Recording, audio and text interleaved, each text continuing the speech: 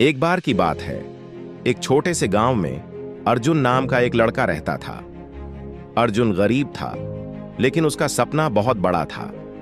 वह चाहता था कि वह भी किसी दिन बड़े शहर में जाकर सफलता हासिल करे और अपने परिवार का नाम रोशन करे। गांव के लोग उसे अक्सर ताने मारते और कहते, तुम जैसे लड़के तो कभी कुछ नहीं कर सकते। लेकिन अर्जुन ने कभी हार नहीं मानी और हमेशा अपनी सकारात्मक सोच को बनाए रखा। एक दिन गांव में एक बड़ा मेला लगा, जिसमें एक खास प्रतियोगिता हो रही थी। यह प्रतियोगिता शहर के एक बड़े उद्योगपति द्वारा आयोजित की गई थी और इसके विजेता को शहर में एक नौकरी और एक बड़ा पुरस्कार मिलने वाला था। अर्जुन ने तय किया कि वह इस प्रतियोगिता में भाग लेगा। हालांकि उसके पास कोई विशेष साधन या अनुभव नहीं था, लेकिन उसकी सकारात्मक सोच और आत्मविश्वास ने उसे प्रेरित किया। जब प्रतियोगिता शुरू हुई तो अर्जुन ने देखा कि उसमें भाग लेने वाले सभी लोग बहुत अनुभवी और संपन्न थे। वह थोड़ी देर के लिए डर गया और सोचने लगा कि शायद वह इस प्रतियोगिता में जीत नहीं पाएगा। लेकिन तभी उसकी याद आई कि उसने हमेशा खुद से कहा था, अगर मैं मेहनत करूंगा और विश्वास रखूंगा तो कोई भी मुझे रोक नहीं सकता। अर्जुन ने अपनी पूरी ताकत लगाकर प्रतियोगिता में भाग लिया और धीरे धीरे अपनी कोशिशों से वह दूसरों से आगे निकलने लगा।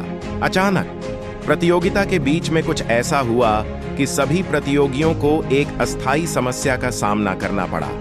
तकनीकी खराबी के कारण प्रतियोगिता बीच में रुक गई। अब सभी प्रतियोगियों को थोड़ी देर के लिए रुकने और समस्या का समाधान करने का समय मिला।